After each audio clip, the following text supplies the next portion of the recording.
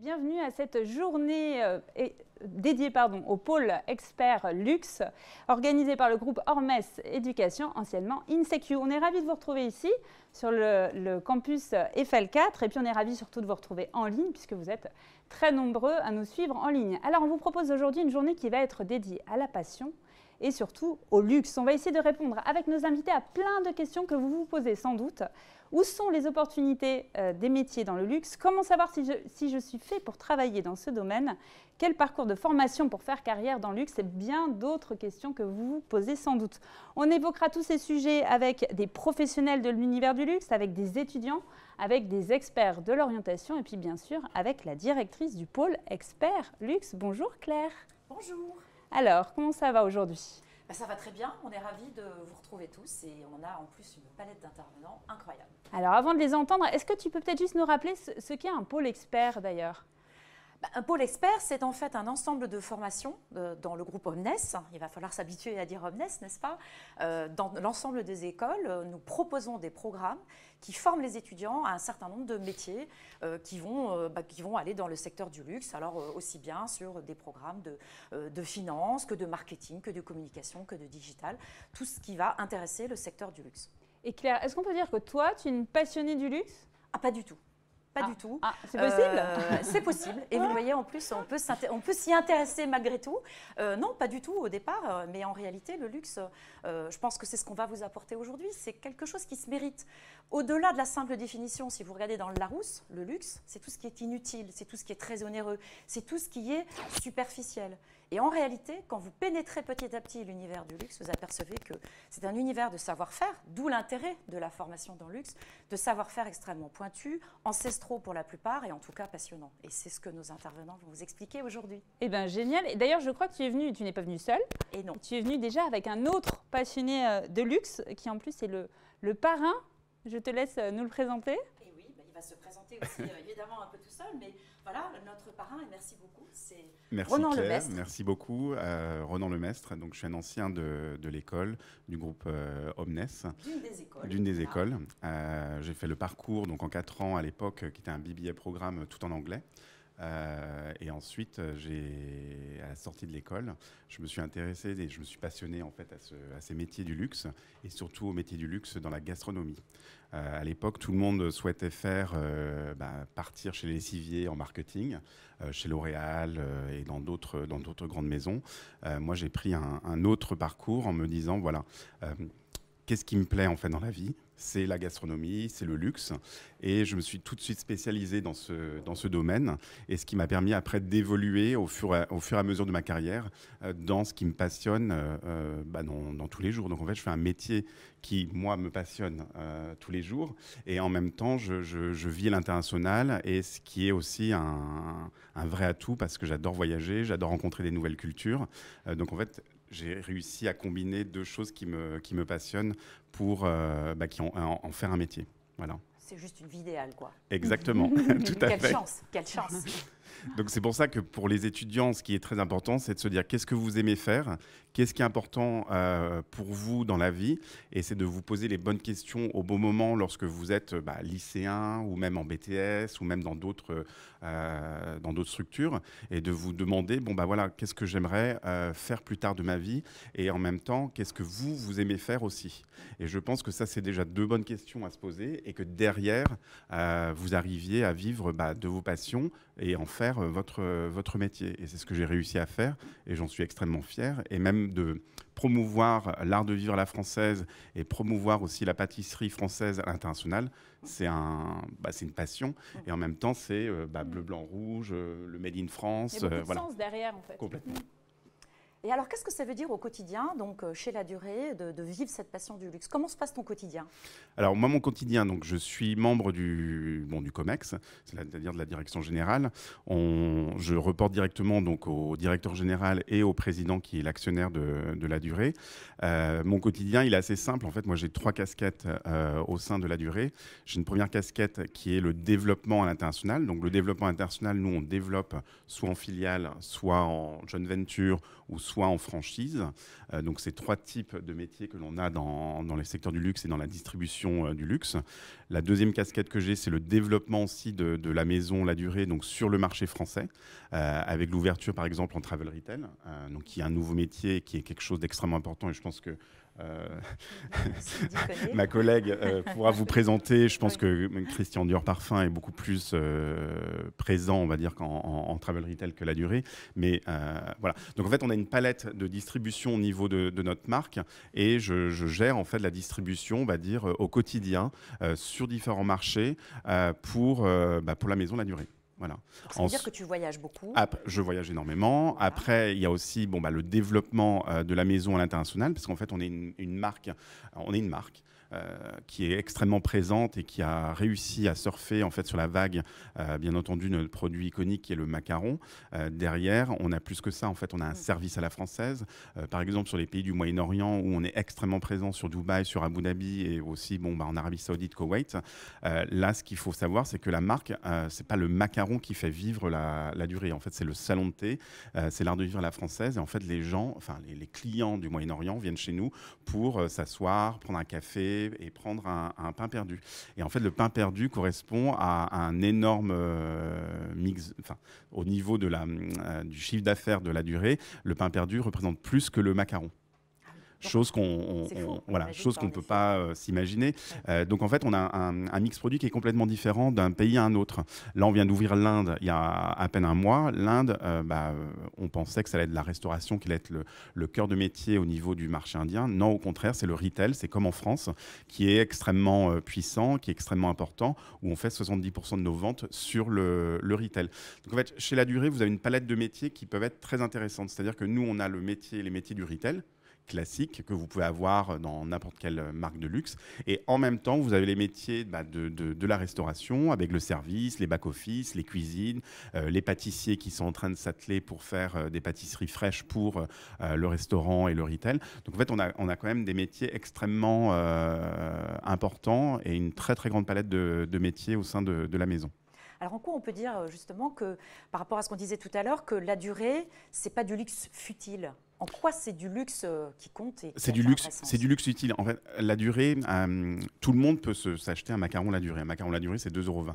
Donc en fait, on peut se dire c'est un luxe accessible, et qui plaît à énormément de gens. Et c'est vrai que au lieu d'amener un bouquet de fleurs quand vous êtes invité à un dîner, vous allez vous arrêter dans une boutique La Durée, et c'est vrai qu'avoir le sac La Durée, le service La Durée, la boîte La Durée, pouvoir offrir ça lors d'un anniversaire ou lorsque vous êtes invité, on va dire, à déjeuner, c'est gratifiant. Et je pense qu'on en est fiers. Et c'est vrai qu'on a monté une marque. Et c'est cette marque-là qui porte, on va dire, notre savoir-faire tous les jours.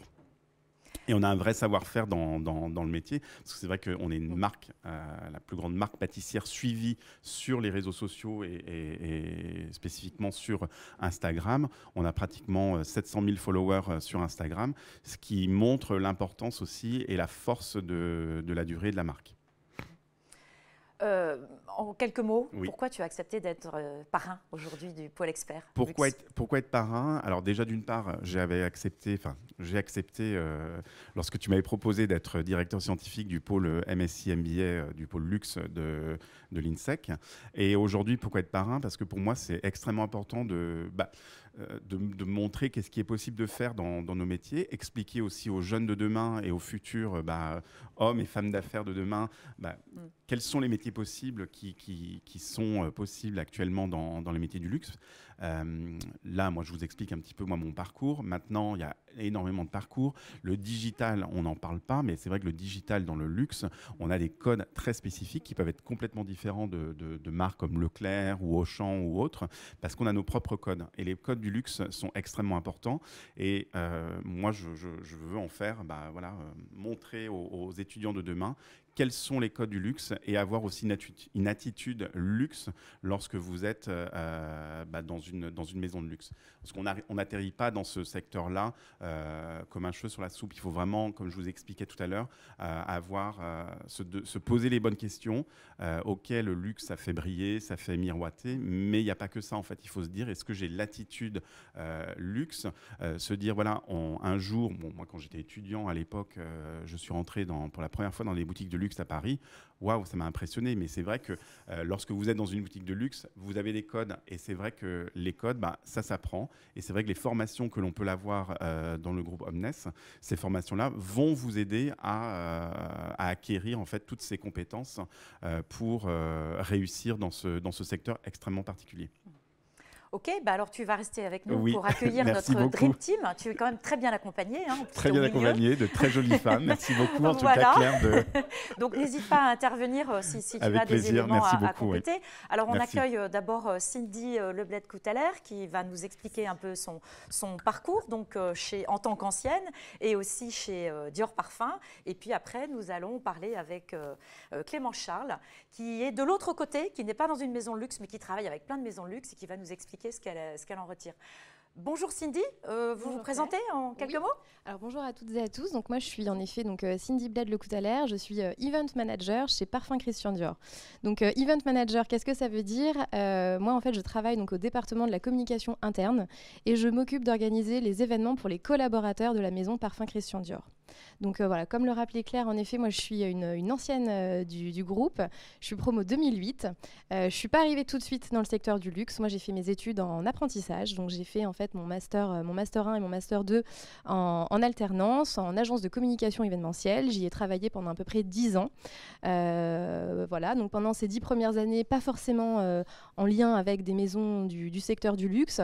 Et puis après, en fait, j'ai intégré une conciergerie privée de luxe. Donc là, pour le coup, j'étais prestataire et mes clients étaient en fait des maisons comme Dior Couture, Louis Vuitton, Chaumet, Piaget, enfin voilà, des très très belles maisons. Et j'y suis restée 4 ans et à l'issue de cette expérience, donc je suis arrivée chez Parfum Christian Dior. Voilà. Bon, et alors, pour travailler dans le luxe, il faut aimer le luxe? Alors, je vais vous faire une réponse de Normande. Je vais vous dire oui et non. Alors oui, parce que je trouve que c'est toujours plus agréable de s'épanouir dans un secteur d'activité quand on apprécie cet univers. Mais au-delà du luxe, c'est surtout plus la maison et les produits pour lesquels vous allez travailler. Je trouve que c'est toujours plus agréable quand on a une appétence. Moi, par exemple, j'adore l'univers des parfums, des cosmétiques. Je suis donc plus que heureuse de travailler chez Parfum Christian Dior. Et j'ai envie de vous dire aussi non, parce qu'on n'est pas obligé déjà de consommer du luxe pour travailler dans le secteur du luxe. Et le luxe, c'est surtout, je trouve, une histoire d'héritage, une histoire de passion. C'est un sens du service client extrêmement développé. Et en fait, ça, je pense que c'est le plus important, finalement. Donc, voilà. Donc, oui. Vous aimez le luxe? Alors, j'aime en effet le luxe, mais j'ai surtout j'ai acquis ce sens du détail et du service client tout au long de ces années. Et je pense que sans ça, c'est compliqué de travailler dans ce secteur. Alors, même question, Caronan, le quotidien, comment ça se passe? Alors, mon quotidien, comment ça se passe? Chaque jour ne ressemble pas à celui d'avant. Nous, on a, en fait, donc je travaille sur des projets de communication et d'événements qui jalonnent l'année. Donc, je vais dire à peu près 60% de mon quotidien.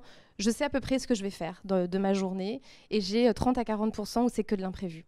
Parce qu'on va avoir des prises de parole à organiser très rapidement, parce que j'accompagne aussi les membres du COMEX dans leur prise de parole. Et ça, parfois, on ne le sait pas à l'avance. Donc, du quotidien qui est du run, donc du day-to-day. Donc, c'est des choses où on sait ce qu'on va faire de notre journée. Et puis, beaucoup d'imprévus. Et donc de l'adrénaline? Et de l'adrénaline tout le temps, au quotidien, ouais.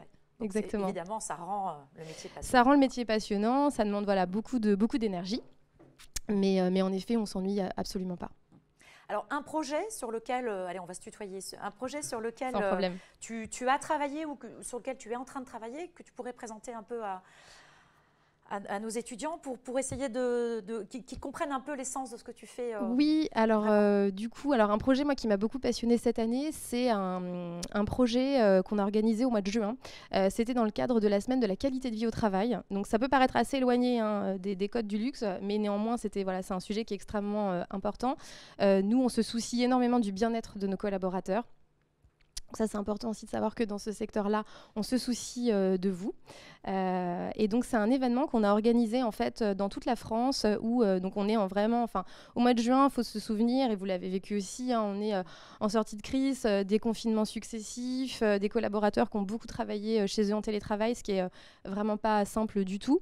Et donc, du coup, on avait à cœur de redynamiser un petit peu la cohésion d'équipe. Donc, on a mis en place un challenge sportif et solidaire où on a invité nos collaborateurs à faire du sport, à bouger, à se déplacer, parce qu'on sortait d'une phase extrêmement sédentaire.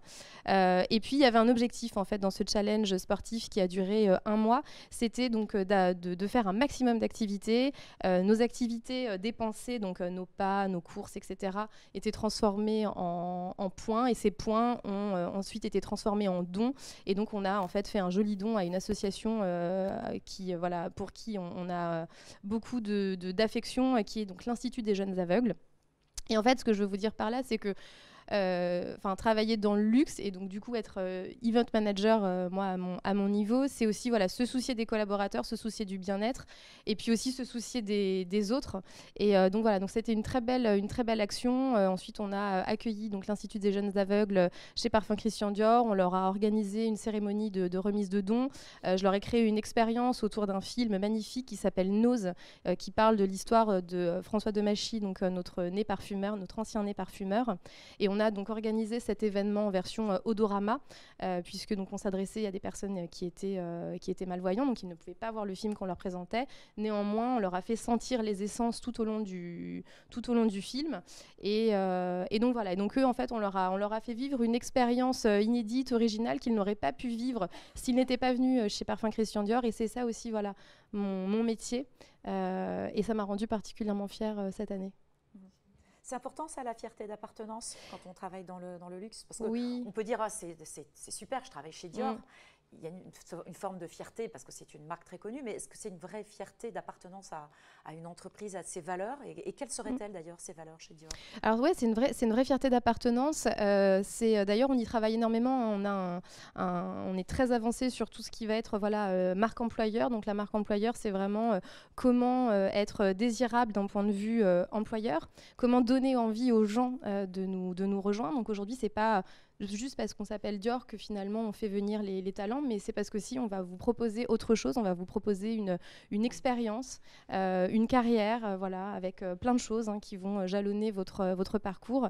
Et donc oui, en effet, un sentiment d'appartenance très, très important. Au niveau des valeurs, donc nous, les valeurs chez nous, c'est l'audace, la créativité, l'intrapreneuriat, c'est très important. On est, chacun est acteur de son métier, de son évolution. On a le droit d'être innovant, de proposer de la nouveauté, ça c'est très important. C'est vraiment quelque chose à avoir en tête. Et puis, il y a eu aussi beaucoup de collaboration et de résilience pendant la période qu'on vient de vivre. Voilà. Alors au niveau des métiers maintenant, qu'est-ce que tu vois émerger comme nouveaux métiers sur lesquels là vous sentez que vous allez avoir des forts besoins? Donc du coup, Renan le disait un petit peu tout à l'heure, mais c'est vrai qu'au niveau du digital, clairement, c'est assez nouveau. Faut imaginer que les maisons de luxe très très très présentes en retail, pas forcément en e-commerce et sur le monde du digital. Donc énormément de possibilités sur ce secteur-là, avec des codes bien précis à connaître, à apprendre. Donc l'univers du digital et aussi tout ce qui touche à la sustainability.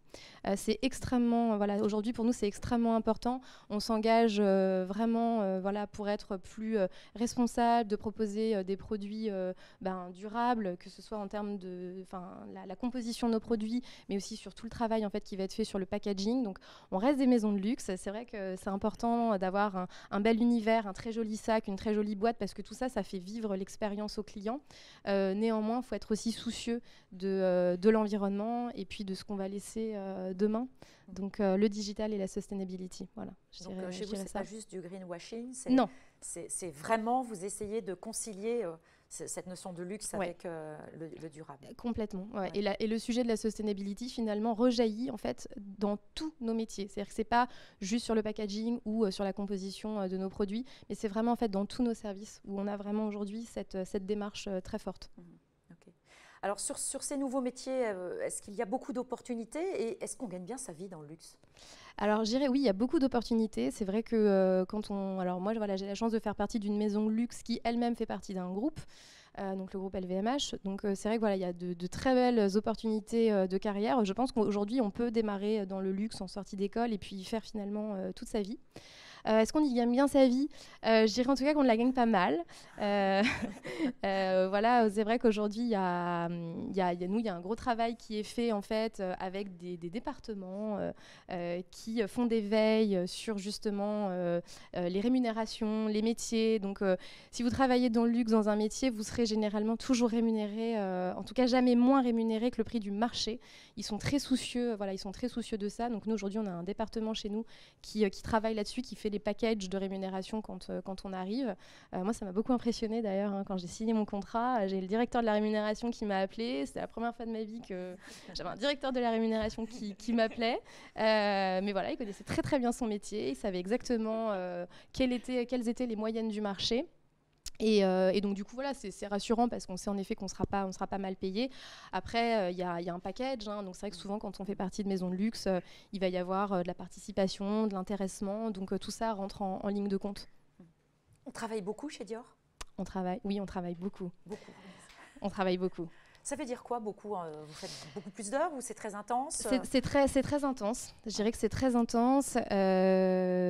Voilà, c'est difficile de dire vraiment en termes d'horaire puisque, comme je vous le disais tout à l'heure, une journée n'équivaut pas forcément l'autre. Mais oui, je pense qu'il faut avoir une grosse capacité de travail.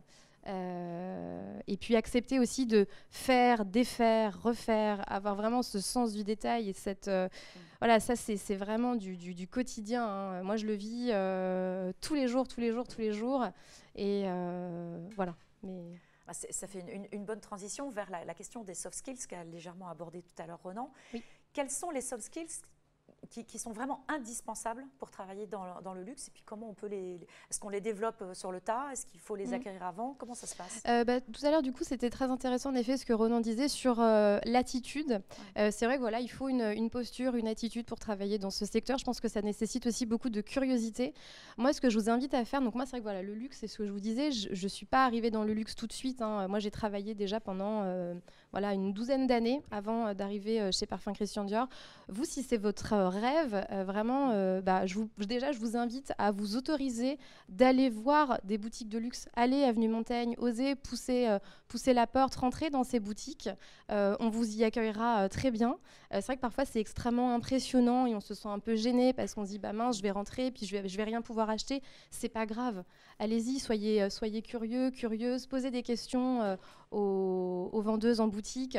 Si vous n'osez pas le faire avenue Montaigne dans les maisons de luxe, allez dans les grands magasins, allez voilà, sur les floors. Là, par exemple, il y a la Samaritaine qui a réouvert il n'y a pas très longtemps. Je ne sais pas si vous connaissez cet endroit, mais déjà, c'est vraiment fabuleux. Osez vous balader, aller rencontrer des gens, poser des questions sur les produits, sur leur métier. Et puis déjà, tout ça, ça va, je pense, beaucoup vous nourrir et vous aider à décoder voilà, des petites choses qui se vivent aussi sur le terrain. C'est exactement ce que j'aurais dit. Et c'est aussi, du coup, une partie de mon métier. Enfin, on en parlera tout à l'heure. Mais nous, le cœur de mon métier, c'est de dire aux conseillers que qui que ce soit qui rentre dans la boutique, qu'il soit accueilli de la même manière que quelqu'un qui a l'habitude de rentrer en boutique.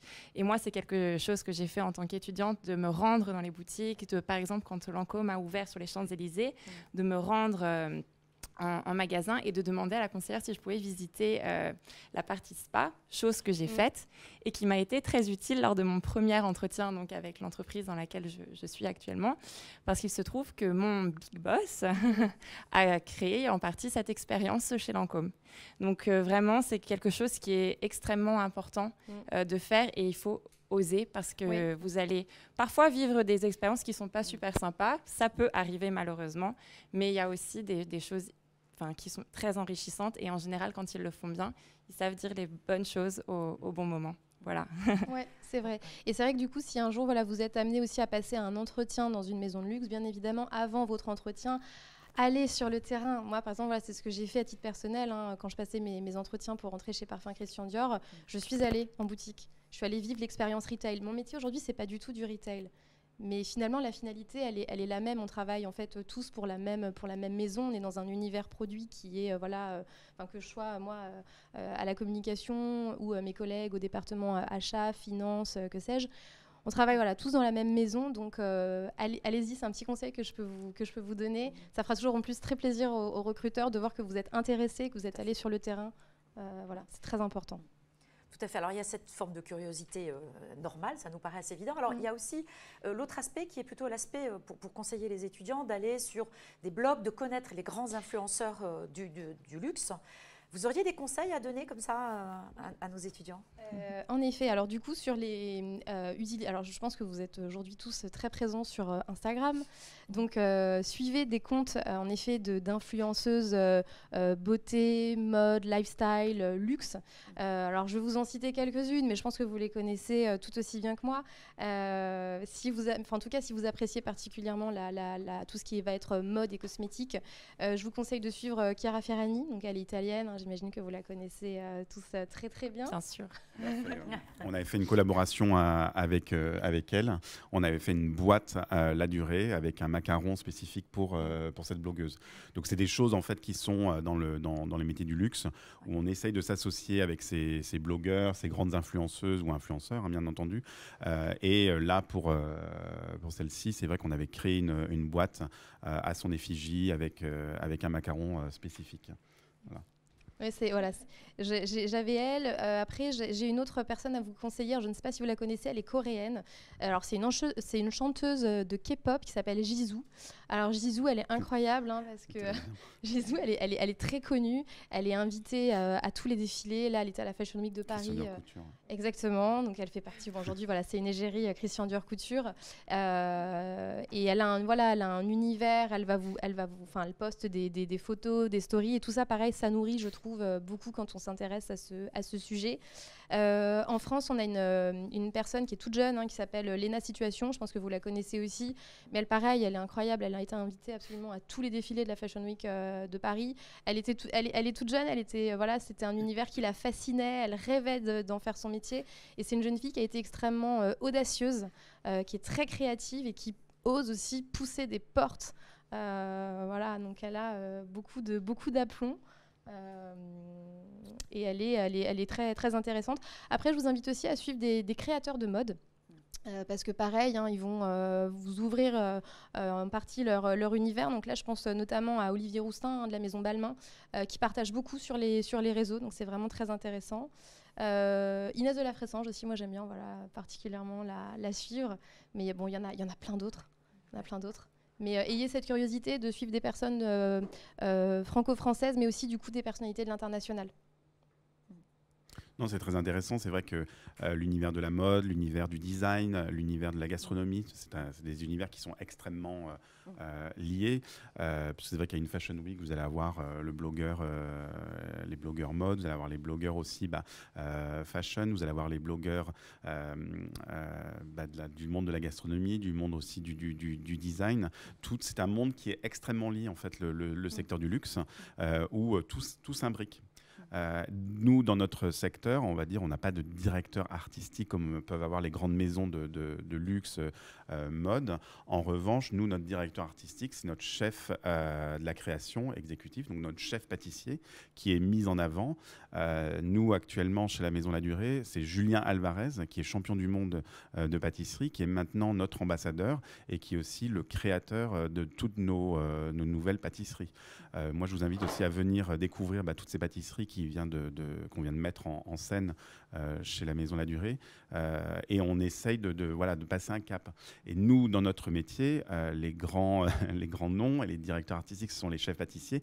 Il y en a énormément qui sont maintenant connus sur la place parisienne. Il y en a énormément qui ont ouvert, qui sont dans des petits quartiers parisiens et qui ont de très très belles pâtisseries à proposer donc aux clients. Et c'est vrai que nous, au niveau de la concurrence, on a une concurrence extrêmement acharnée au niveau de nos produits. Donc on doit toujours être à la pointe en tant que maison de luxe. On doit toujours être à la pointe et être les meilleurs pour accueillir nos clients.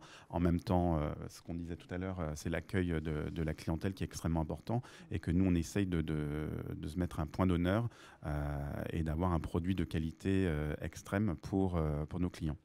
Donc en fait, ce que vous êtes en train de dire tous les deux, c'est qu'il faut s'intéresser évidemment aux produits, mais aussi aux gens qui font vivre ces produits. Oui, exactement. Puis Thierry, du coup, voilà, je vous ai pas mal parlé d'Instagram, mais il y a un autre réseau social que vous connaissez très bien, c'est LinkedIn. Donc pareil, sur LinkedIn, je vous invite vraiment à suivre les maisons qui vous intéressent. Moi, il y a une page que j'aime bien, c'est le Journal du Luxe, en fait, qui relaie aussi énormément d'informations. Donc si cet univers vous plaît, vous intéresse, suivez-les sur LinkedIn. Donc vous pouvez suivre le Journal du Luxe, vous pouvez suivre toutes les maisons, parce que généralement, en fait, on a tous des company pages. Aujourd'hui, pour nous, justement, c'est extrêmement important d'être présent. Alors, sur les réseaux type Insta, pour justement le côté un peu paillettes, on fait rêver. Et puis aussi sur LinkedIn, pour montrer un peu les coulisses de c'est quoi finalement travailler dans une maison de luxe. Et nous, par exemple, je sais que sur nos company pages, on a ce côté un peu coulisses. On fait aussi des portraits de people qui travaillent chez nous. Donc tout ça, c'est hyper enrichissant. Et je vous invite à suivre ces pages-là et à multiplier votre présence sur les réseaux. Pour finir, un ou deux conseils que vous donneriez pour les jeunes luxe addicts qui aimeraient vraiment s'investir sur ces métiers? Moi, je vais vous partager un conseil que ma DRH m'a donné il n'y a pas très longtemps. C'est que quand on travaille dans cet univers du luxe, il faut penser grand, viser haut. Et ça, je pense que si vous l'avez très tôt, vous aurez compris beaucoup de choses. Et quand on dit penser grand, viser haut, c'est aller toujours au-delà en fait, de ce qu'on vous demande. Et puis oser avoir des rêves. Et puis vous réussirez très certainement à les atteindre. Mais gardez toujours ça en tête. Quoi que vous fassiez, quel que soit votre métier, quels que soient les projets sur lesquels vous travaillez, essayez toujours d'aller loin. Super, merci beaucoup Cindy. Merci beaucoup Claire. Ronan, tu veux ajouter quelque chose à tout ce que vient de dire Cindy Non, c'était extrêmement intéressant, très, très informatif, je pense, pour vous, les étudiants et futurs acteurs dans ce secteur. En tout cas, nous, on est vraiment ravis de vous avoir aujourd'hui et que vous puissiez participer à ces témoignages. Et je pense que c'est extrêmement important. Je suis vraiment très fier d'être ici présent aujourd'hui, d'être le parrain de cette séance. Maintenant, c'est un secteur, oui, qui fait rêver, qui fait envie, mais on a des formations qui sont faites pour ça aussi au niveau du groupe Omnes. Et ces formations, elles sont extrêmement pointues et vous permettent vraiment d'acquérir tous les codes de l'univers du luxe. Moi-même, en tant que directeur scientifique des MSI, MBA du pôle luxe de l'INSEC, avec la directrice des programmes qui sera là cet après-midi, on se fait ce qui est extrêmement important pour nous, en tout cas aujourd'hui, c'est vraiment de redonner en fait un sens à ce secteur, de mettre en avant aussi tous les différents métiers qu'il peut y avoir et de vraiment former nos futurs étudiants et futurs hommes et femmes d'affaires pour les métiers de demain, en tout cas. On en reparlera cet après-midi. Oui, Merci tout à fait. beaucoup, Renan. Alors, on va passer maintenant à Clémence. Clémence qui est donc aussi une ancienne, mais une ancienne toute jeune. Oui. Tu peux te présenter, Clémence? Oui, bien sûr. Du coup, donc, je suis Clémence. Je suis Training Project Coordinator au sein du CXG Group, qui est en fait un groupe spécialisé dans l'expérience client dans un niveau mondial parce qu'on a plus de 13 bureaux dans le monde. On travaille avec plus de 200 maisons worldwide. On a aussi de nombreux clients dans le secteur du luxe. Et mon métier, en fait, voilà, c'est d'accompagner les maisons dans le training et la formation et le coaching des personnes du retail, donc du terrain, pour faire vivre une expérience mémorable à nos clients, parce que le client est en fait, voilà, bien sûr au cœur de notre luxe, métier. Évidemment. Et même des fois au-delà du produit, dans parfois beaucoup de cas. Et j'ai intégré l'INSEC donc en 2018 et fini en 2020. Et j'ai intégré du coup c'est plus l'INSEC maintenant, le groupe Omnes. Et donc c'était le master Luxury que j'ai fait en alternance pendant 2 ans. Et la deuxième année où j'ai choisi l'option Cosmetics Industry. En alternance, je travaillais dans le secteur du développement export et international pour une maison qui fait en fait des cosmétiques et des appareils esthétiques haut de gamme. Donc à l'export, j'ai aussi voyagé parce que c'était une start-up, donc j'ai eu l'opportunité de beaucoup bouger et de former notamment des personnes du secteur et de l'industrie du bien-être plus. Et à la suite du master, j'ai intégré une première entreprise qui est en fait une entreprise qui fait des cosmétiques pour les enfants premium. Et là, je faisais du marketing digital. C'était hyper intéressant, mais moi, en ayant fait une start-up avant, c'est vrai que du coup, de faire que du marketing digital, c'était une expérience très enrichissante, mais du coup, c'était vraiment un seul cœur de métier. Et ce qui me plaisait et me passionnait, c'était vraiment le secteur du luxe et de pouvoir voir plein de choses en même temps. Et en fait, c'est pendant mon parcours scolaire où j'ai appris ce qu'était l'expérience client en tant que telle. Et mon rêve était d'intégrer un des grands groupes qui s'occupe de ça. Et c'est comme ça que j'ai intégré le CXG. Donc, même question que tout le monde. Est-ce qu'il faut aimer le luxe pour y travailler ? Alors, du coup, pareil, je vais faire ma normande. En fait, je pense que la question la plus importante à se poser, c'est pourquoi je veux travailler dans le secteur du luxe. Pour moi, c'est parce que moi, c'est ma passion depuis toujours. Cette passion, elle est venue par différentes choses et différentes expériences de vie. Mais en fait, ce qui nous réunit tous, c'est pas... parce que, comme tu le disais très bien, on n'est pas obligé d'être consommateur du luxe ou avoir consommé du luxe avant de travailler dans ce secteur et être pourtant passionné. Donc, ce qui nous réunit, au final, je pense tous, c'est le beau, l'art, l'ouverture sur le monde, sur l'héritage. Et en fait, c'est un secteur où on dit le détail compte, mais il n'y a pas de détail dans le secteur du luxe. Et moi, c'est ce qui me motive tous les lundis matins quand je vais au travail, c'est de me dire chaque jour est différent. Et en fait, j'ai un océan à apprendre. Parce que en fait, c'est un secteur dans lequel on va évoluer, où je vais évoluer, parce que je viens d'intégrer, ça fait 6 mois que je suis vraiment dans le secteur du luxe, mais qui va aussi évoluer en même temps que moi, et où il y a un océan de choses à apprendre. C'est fabuleux ça. Ouais. Et alors, est-ce que tu peux nous parler d'un projet que tu as mené ou que tu es en train de mener ? Oui. Qui expliquerait un peu ton quotidien, tes difficultés et évidemment ce qui se passe bien aussi. Alors, du coup, je vais vous parler d'un gros projet qu'on a au sein de la division training et coaching du CXG, qui est en fait la transformation de l'expérience client d'une grande maison de haute joaillerie, dont je ne vous dirai pas le nom ni la nationalité, d'où ils viennent. Mais en fait, c'est un énorme projet parce que en fait, c'est la refonte vraiment de leur expérience client qui se fait en plusieurs étapes, bien évidemment, parce que ça prend du temps de refonder une expérience client. Et en fait, pour mettre un peu de contexte, cette maison est venue vers nous pour nous dire, on a besoin de créer en fait une expérience différenciante par rapport aux concurrents, parce que la haute joaillerie, il y a beaucoup de concurrents, de faire vivre une expérience émotionnelle plus que transactionnelle. Donc là, on ne va pas juste acheter un bijou, on va acheter une émotion. et surtout de proposer une expérience qui soit cohérente dans le monde entier, que ce soit dans, par exemple, un magasin à Shanghai ou dans un grand magasin, par exemple au Printemps ou aux Galeries Lafayette, donc dans ce qu'on appelle un corner store. Voilà, que l'expérience soit la même à travers le monde et que les équipes retail soit sur la même longueur d'onde. Donc, c'est des projets qui se font en plusieurs étapes. Il y a la première étape qui est, moi, je trouve, celle que je préfère pour l'instant. C'est en fait la partie qui est diagnostic et définition, où on va interviewer les membres du COMEX, donc forcément les dirigeants, mais aussi les responsables, les grands, voilà, les big boss, comme on dit.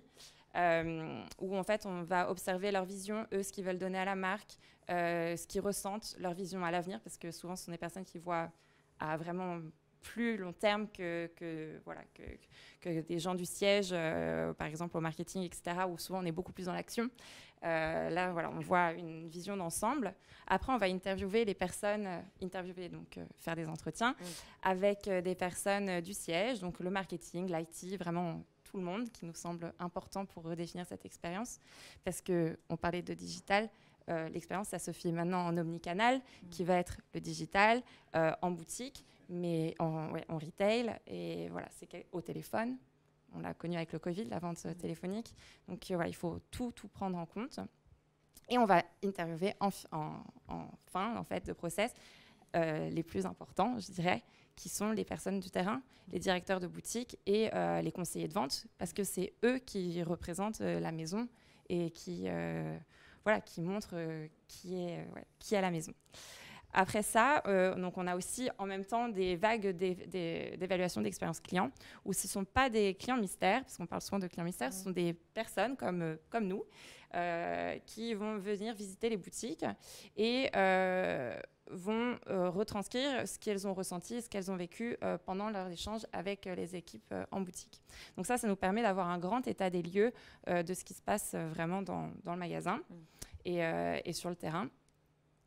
Et suite à ça, on a tout ce qui va être aussi, nous, on va aller observer en boutique parce que c'est important qu'on le fasse. Donc, par exemple, voilà, moi, je vais aller dans la boutique et dire j'aimerais ce magnifique bracelet et voir comment ils vont réagir. Parce que, voilà, Clémence, 24 ans, peut-être que c'est une clientèle à laquelle ils ne sont pas habitués. Donc, c'est voir comment ils réagissent. Donc, bien sûr, on est très nombreux à le faire. Et on a des coachs qui passent plusieurs heures en boutique et qui font comme s'ils étaient des conseillers et observent la vente, comment se déroule tout le process. Donc ça, c'est vraiment une phase de diagnostic qui est hyper importante et on ne se rend pas compte de toute la rigueur qu'il y a quand on rentre dans un magasin de luxe, que ce soit même chez La Durée ou chez Parfum Christian Dior. Il y a vraiment quelque chose qui s'orchestre et qui est très important. Et ensuite, on crée la nouvelle expérience client, donc on va la rédiger en ayant fait des workshops avec le comité exécutif. En fait, on crée des workshops avec donc, ce comité exécutif, des gens du siège et des personnes du retail, donc les directeurs de boutique. Et en fait, ils brainstorment tous ensemble pour donner les moments clés qui vont être leur expérience de demain. Et suite à ça, on va le retranscrire dans la nouvelle expérience client. Et là, on refait des évaluations pour savoir comment ça se passe. Et bien sûr, on accompagne au changement, parce que c'est souvent des gros changements. Donc ça, c'est un énorme projet sur du très long terme. Pareil, ça demande beaucoup d'adaptation et de flexibilité. Et parce que voilà, on travaille forcément avec beaucoup de monde. Et par rapport à ce que vient de dire Clémence, du coup, ce que je trouve très important, que je ne vous ai pas forcément trop dit tout à l'heure, c'est que rien n'est laissé au hasard dans cet univers-là. Je pense que le projet, en effet, sur lequel tu travailles, Clémence, ça prouve bien que l'expérience qu'on vit quand on franchit la porte d'une boutique, en fait, tout est savamment réfléchi, orchestré, et derrière, il y a beaucoup de travail pour justement que le client vive une expérience absolument inoubliable. Et voilà, donc rien n'est laissé au hasard. Ça, c'est important. Et alors, donc le client est vraiment au cœur de tout ça. Alors, en quoi on dit en général que le client du luxe, il est exigeant? voire un peu enquiquineur, hein, notamment quand il y a des vagues de Russes, de Chinois, qui ont tous des demandes en plus assez différentes. Là, vous dites que l'objectif, c'est d'arriver à vivre une même expérience dans des pays du monde. En quoi le client du luxe, il est fondamentalement différent du client lambda, on va dire? Alors déjà, je vais vous poser une question. Oui. Est-ce que vous savez que 30% en fait, des ventes du luxe se font par le bouche à oreille? 30%. Et que le bouche à oreille, c'est un des premiers leviers d'achat dans le secteur du luxe. Ça ne sert plus à rien de faire de la com, alors. Donc, en fait, le client change vraiment. Aujourd'hui, le client, il ne va pas rechercher forcément un produit, parce que beaucoup de produits se ressemblent. Donc, bien sûr, du coup, tout ce qui est retail et le produit en lui-même, on va faire en sorte, ce que disait Ronan, de l'améliorer et qu'il soit parfait et corresponde aux attentes actuelles. Mais aujourd'hui, ce qui est important, c'est qu'en fait, il y a tellement de choix que ce qui fait la différence aujourd'hui, c'est l'excellence de service, l'émotion, la connexion, et surtout que la maison et les conseillers créent en fait du lien avec les clients directement. Donc créer du lien, j'entends, ça va être par exemple, voilà, je me suis sentie bien dans la boutique, la personne a connecté avec moi et m'a fait me sentir, je sais pas, belle. Quand on achète du parfum, c'est extrêmement important. Voilà, donc c'est vraiment de créer de l'émotion. C'est difficile de créer l'émotion dans le luxe? C'est ça le plus difficile vis-à-vis d'un client ou... Je pense que oui, c'est une des choses les plus difficiles. Et ce qui est drôle, c'est que... Enfin, drôle, je ne sais pas, mais du coup, nous, on accompagne beaucoup de maisons à différents steps en fonction de leurs besoins, en fonction des choses qui vont ressortir des évaluations. Mais en fait, il y a des personnes qui font ces formations et qui vont être coachées par nous et qui parfois ont encore un petit peu de mal de se dire moi, ce que je fais peut-être pas assez, c'est peut-être pas bien accueillir ou pas suffisamment bien, ou peut-être que je vais lancer un regard rapidement, elle n'est pas habillée comme il faudrait. En fait, c'est plein de petites choses qui sont naturelles et qui ne devraient peut-être pas arriver. Mais voilà, nous, ce qu'on essaie de dire, c'est qu'il faut agir comme...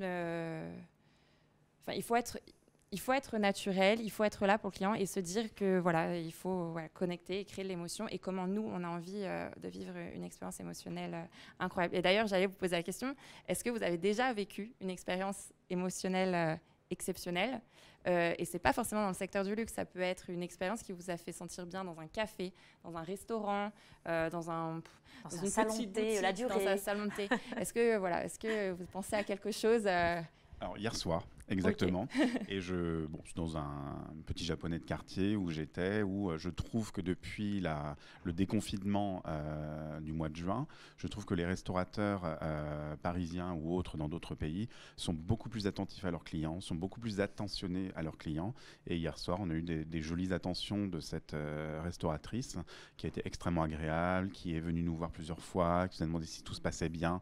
Donc ça, pour moi, c'est l'expérience client et qui est extrêmement important, surtout dans mon métier, dans lequel moi je vis dans un métier de restauration où tous les jours notre client doit être extrêmement bien reçu et là par exemple à Dubaï on a essayé de mettre, aux Émirats Arabes Unis on a essayé de mettre en place certaines choses pour améliorer notre expérience client avec le consommateur qui vient s'asseoir chez La Durée et que le serveur soit beaucoup plus attentionné, pose des questions aussi et s'intéresse aussi au client.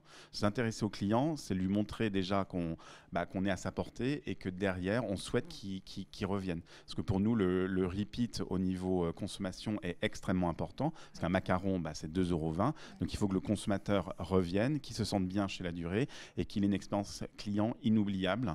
Et le fait de venir pour un café, peut-être qu'un café, il reviendra tous les jours prendre son café chez La Durée parce que il a une expérience inoubliable et qu'il aime bien venir par rapport à tel serveur qui l'a extrêmement bien servi.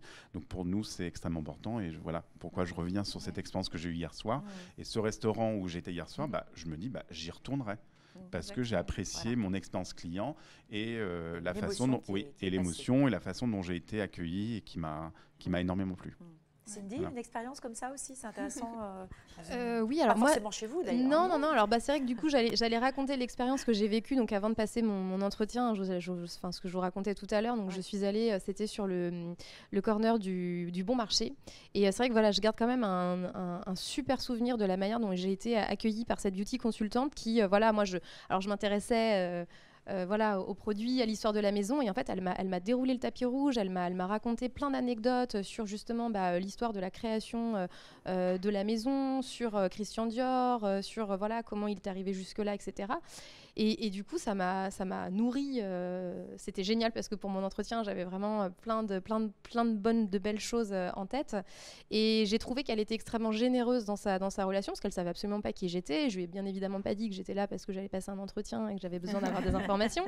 Mais du coup, je l'ai trouvée voilà, vraiment très dans le partage, dans la générosité et dans la passion. Et ça m'a profondément marquée. Et c'est ce qui m'a marquée en fait moi et qui continue aujourd'hui de me marquer parce que du coup, je rencontre beaucoup de collaborateurs dans le cadre de mes fonctions et voilà toutes ces personnes qui sont animées en fait par ce partage, par cette transmission et puis voilà vraiment l'idée c'est de faire vivre une expérience à tous les moments et ça je trouve ça incroyable et je trouve aussi dans l'hôtellerie de luxe on le retrouve aussi voilà tous ces codes là on le retrouve énormément. Alors tout à l'heure c'est ça que je vous disais, oser franchir les portes d'une boutique de luxe, oser aller boire un café même au Ritz, hein. Osez y aller. Alors, il vous coûtera peut-être un tout petit peu plus cher que dans la brasserie du coin, mais c'est génial. Enfin, permettez-le vous, si vous le pouvez, bien sûr. Mais et vous allez voilà vivre cette expérience et on va vous apporter ce café et on va juste pas vous l'apporter complètement de la même manière qu'autre part. Et ça aussi, voilà, c'est des super souvenirs que j'ai d'expériences voilà clientes. Ouais. Ouais, donc comme quoi l'émotion est super importante. Quelle est toi, Clémence, la maison de luxe qui t'apporte le plus d'émotion? Celle que tu préfères à titre personnel alors j'ai pas de maison, on va dire, préférée. J'en ai plusieurs que j'aime bien. J'ai Guerlain parce que c'est aussi très personnel. C'est ma maman qui portait du Guerlain, qui m'a emmenée pour la première fois dans la boutique sur les Champs-Élysées. Donc voilà, c'est une maison où je dirais c'est plus l'héritage qui me touche et l'histoire qu'il y a derrière. Et tout récemment, du coup, comme je suis dans l'expérience client, c'est quelque chose vraiment qui m'a plu. J'étais chez Moana aux Galeries Lafayette à Paris et j'allais pas acheter, c'était juste pour regarder les sacs et je tombe sur une petite mallette parce qu'à la base donc, ce sont des malletiers et le conseiller qui m'explique, comme toi, que en fait, la maison a été créée par une femme, Pauline Moana, en 1948 ou 1800, je sais plus, quelque chose comme ça. Il y a longtemps. Oui, 1848, pardon. 1848. Donc avant Goyard, et me dit, oui, vous vous rendez compte, c'est incroyable, une entrepreneuse à cette époque-là, qui en plus c'était un secteur qui était dominé par l'homme complètement. Et en fait, j'ai trouvé ça, il l'a dit au bon moment. Et il a su me toucher par cette histoire et après où j'ai dit mais vous vous rendez compte même que la maison existe encore comme ça et voilà, j'ai trouvé ça exceptionnel et du coup en fait je vais prendre plein de petites maisons pour moi me nourrir et me dire que je vais acheter dans tel et tel endroit un jour parce que voilà, j'aurais vécu quelque chose d'incroyable. Donc tu es une passionnée de luxe. Qu'est-ce que tu n'aimerais pas dans le luxe? Alors ce que j'aime pas ou n'aimerais pas, parce qu'effectivement, moi, c'est une question à laquelle il est difficile de répondre parce que je viens juste d'intégrer ce secteur, ça fait 6 mois. Mais ce qu'il est important de dire, c'est que c'est un métier, c'est un secteur d'exigence et où il n'y a pas de détails. On dit que le détail est important. En fait, le détail, il n'y en a pas. Et il faut toujours être très exigeant avec soi et avec tous les rendus dans son travail de manière générale. Et je pense que c'est à tous les steps, qu'on soit junior, senior ou très, très senior dans ce secteur, qui est un métier d'exigence. Pour finir, un conseil ou deux, comme l'a fait Cindy, à donner à nos spectateurs? Oui. Alors déjà, montrer sa passion. Donc effectivement, visiter des boutiques, ne pas hésiter. Se renseigner, c'est très très important sur les différentes maisons, sur les défilés. Voilà, s'intéresser de manière générale. Je ne vous dis pas d'apprendre par cœur tel designer à telle époque. En fait, ce qui est important de savoir, c'est par exemple des designers qui marquent un peu plus quand il y a un changement de maison. Je pense à Chloé, où là, ils ont fait un nettoyage complet d'Instagram et tout ça parce qu'il y a une nouvelle designer. En fait, c'est plein de petites choses dont il faut s'informer. Donc, comme l'a très bien dit Cindy, du coup, tout à l'heure, c'est le journal du luxe, LinkedIn, Instagram, extrêmement important. Et un petit conseil, par contre, parce que du coup, un peu plus de jeunes diplômés, c'est de croire en soi et être bien dans ses baskets parce que c'est super important d'être bien dans son travail. Et quand on fait ce qu'on aime et qu'on se retrouve dans un milieu et dans une entreprise qui nous plaît, dans une entreprise ou une maison, parce que moi, je travaille dans le conseil où on accompagne plein de maisons, mais par exemple, voilà, si vous rentrez chez Dior, par exemple, voilà, si vous êtes heureuse et heureux de travailler chez Dior, c'est le plus important. Voilà. Okay. Merci beaucoup Clémence. Merci à vous. Notre parrain va peut-être nous faire une petite conclusion de tout ça avant de reprendre cet après-midi. Qu'est-ce que tu aurais envie de dire Non, je par pense rapport à qu'il ce qu'on a entendu ? y a énormément de mots-clés qu'il faut qu'on a entendus aujourd'hui, émotion, tradition, héritage, qui font partie, on va dire, de notre savoir-vivre, savoir-être à la française. La France, c'est le fleuron des marques de luxe au niveau du monde, à l'Italie bien entendu aussi, mais soyons fiers et soyons fiers de porter en fait les couleurs de notre pays à l'international, en France, comme on disait. Tu as raison, pardon, parce Oui. qu'on n'a pas parlé de l'anglais. Non. Et ça, c'est souvent un sujet On n'en a pas parlé. qui chagrine les étudiants. Complètement. Alors, moi, c'est sûr que si tu parles de mon expérience ou même de mon service au sein de la Maison de la Durée, c'est sûr que tout le monde parle anglais dans mon service. Après, moi, j'ai d'autres collaborateurs qui parlent maintenant russophone. Je vais avoir des personnes qui vont parler chinois. Je vais avoir des personnes qui vont parler espagnol. Pourquoi ? Parce qu'en fait, nous, on est un service international. On se doit de parler la langue de nos partenaires pour déjà faciliter les échanges et faciliter aussi la transmission de notre savoir-faire. La transmission d'un savoir-faire à la française vers un autre pays juste en anglais, c'est peut-être simple minimum, mais nous on a besoin vraiment d'avoir j'ai besoin d'avoir des équipes autour de moi qui parlent certaines langues.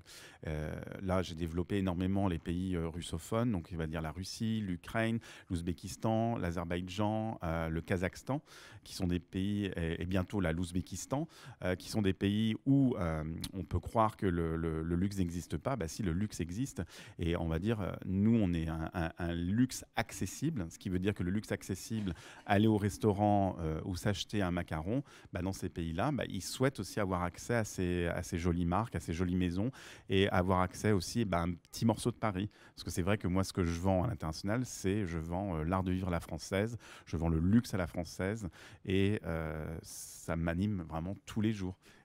Voilà.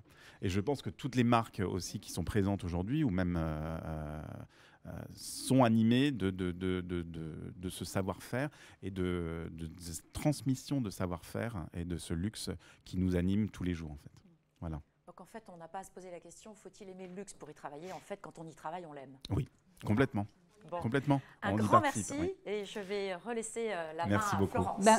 Merci beaucoup Claire, merci beaucoup à tous les trois anciens de l'INSEC. Je voulais juste rappeler par rapport à ça que l'école INSEC existe toujours. C'est le groupe INSEC qui a changé de nom et qui s'appelle Omnes, le groupe Omnes Éducation. Exactement. Voilà. Anciens de l'INSEC, vous restez anciens de l'INSEC. Voilà, vous restez toujours bien anciens de l'INSEC, tout va bien de ce côté-là. Merci beaucoup, je trouve qu'on a vraiment découvert qu'il y avait un mix d'expertise de très très haut niveau. Et puis, dans vos manières de partager sur vos expériences, on sent tellement d'émotion et de passion. Je ne sais pas, je suis certaine que vous avez également ressenti ça. C'était extrêmement fort. Et beaucoup de partage. Merci aussi de cette générosité d'avoir partagé tout ça avec nous. Très intéressant. Merci beaucoup en tout cas. Ouais. Et ça n'est que le début de la journée en plus. On se retrouve cet après-midi à 14h30 pour la suite. Et puis en attendant, une petite pause déjeuner bien méritée. À tout à l'heure.